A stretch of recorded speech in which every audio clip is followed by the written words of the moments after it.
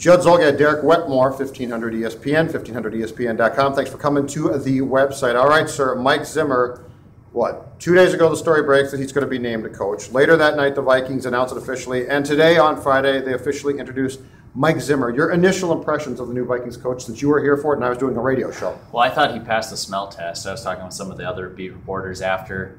And, you know, he seems authentic. Of course, every coach is going to come in and say that they want to win a Super Bowl and all of that stuff. And sure, that might he's not really going to hoist the Lombardi Trophy next I don't know. That might be overblown. The confetti won't be coming down. But for the rest of the press conference, I didn't feel like he was trying to blow smoke up our you-know-what. I thought that it was pretty genuine question and answer, and it lasted for almost 30 minutes. He said kind of by the end he was sort of uncomfortable. It seemed like he was uncomfortable being the podium guy.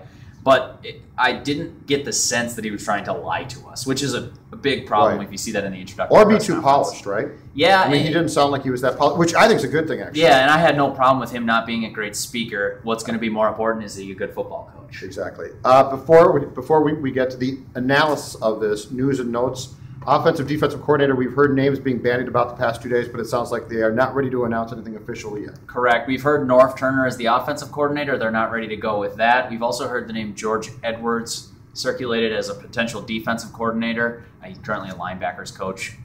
Neither of those are official yet. They're not announcing their staff. What it sounds like is they're going to assemble the whole staff before announcing it, which why not just leak it one at a time? That's fine. Well, they'll come out. The coordinators are basically already out. And yeah, you're right. And furthermore, what's interesting is Leslie Frazier's coaching staff is still under contract. I believe it's till the end of the month. Yeah. He didn't make a determination one way or another if he'll retain any of those guys or not. Derek, do we think that Spielman might be trying to save some guys? I mean, could that be going on where Rick really likes a few of the assistants? Not all of them, certainly.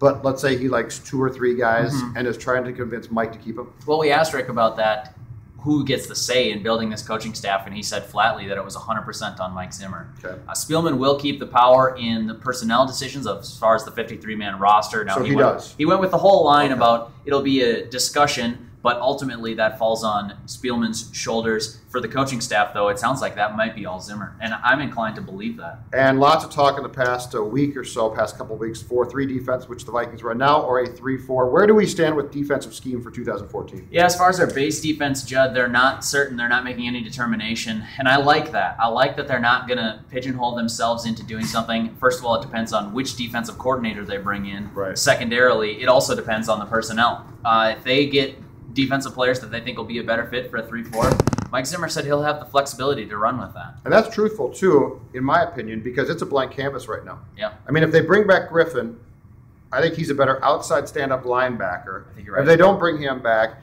the one nice thing that they have going for them is Jared Allen, I think we all know is gone. Yeah. So if you go 4-3, you got to find a good pass rushing end from the right side. I don't know that they have that guy on the roster, and those guys are hard to find, really hard to find. Yeah. Analysis of the press conference, I heard the entire thing. I'd say Zimmer won the press conference, but to me, that's not important because what's important here is this. What's important is what he does with the players and says, more importantly, what he says to the players when he meets with them the first time.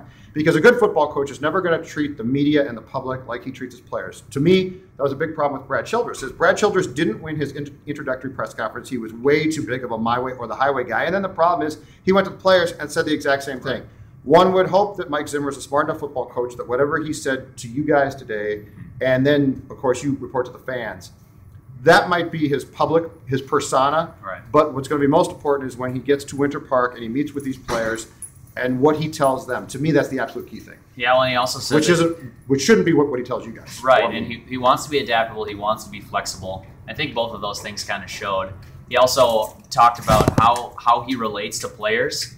He wanted to kind of get out there that it's a bit of a misnomer that he's this fiery, in-your-face, yell and scream until you go with my way. He just kind of said, I mean, that's kind of the perception, and that's what was portrayed on Hard Knocks. But he says he's not exactly that kind of person. It's more on the football field he can be like that, but he thinks that's overblown, that fiery What was his goal there, do you think? I'm not sure. I don't see what's wrong with it to be, I mean, if you're fiery, I'm fine with that. I thought it was interesting because you're right. He really tried to almost distance himself like he had been set up as a character on Hard Knocks, unless he really thinks he was. Well, unless he thinks that he was meant to play a role on that show, and he did. Exactly. I don't get what's bad about it. Well, it doesn't bother me. That could be part of the problem is he doesn't want to seem one-dimensional. And that show, he praised the producers of it and everything and said they're very Then professional. he said that they pigeonholed me into a character. Exactly, but that they give you they prescribe one personality trait, and that's you for the show. I think he just wanted to prove that he wasn't one-dimensional, that he can be flexible. Last thing, I didn't see the body language in this, but hearing it, it sounds like he got a little bit, defense might be too strong a word. It sounds like he didn't really love the fact that somebody said, and rightfully so, You're hey, blunt. you've been up for 5 Hold that jobs. What happened? And it sounds like he got a little bit, I thought, a little defensive about that. Yeah. It rubbed him the wrong way, but I'll bring this up again, and it's not a bad thing, but he's 57. He's going to turn 58 in June. He's been up for 5 jobs, and he's supposedly going to be a very good head coach, according to some people, and he's never gotten a job before. So something's at work here. Yeah, and it's a fair question, but I mean, he bristled at it, and understandably so. I just think that he's maybe, this is me reading into this, pure speculation. He reads the stuff that's out there, or at least he has somebody telling him, hey, this is the perception nationally. 10 years ago, maybe you would have been in line for a job. It's odd that you're 57, turning 58 in June, and you're just getting your first job. And but that's a fair line of question. It's true. Yeah, and he answered it. It's not like he dodged the question or anything like that. He just sounded like he didn't like it. Yeah, and I think that is part of it. He doesn't like maybe the narrative that's being painted of him nationally. But we still have no clue. I think this is the first page of Mike Zimmer's chapter book. There are many chapters yet to be written with the Minnesota Vikings. And we will be around for all of them. He's Derek. I'm Judd. Thanks for coming to 1500ESPN.com. I'm sure we'll be back soon with another, what's the word I'm looking for? Compelling video? Tantalizing? Compelling? Scintillating, maybe. Scintillating, like it. See ya.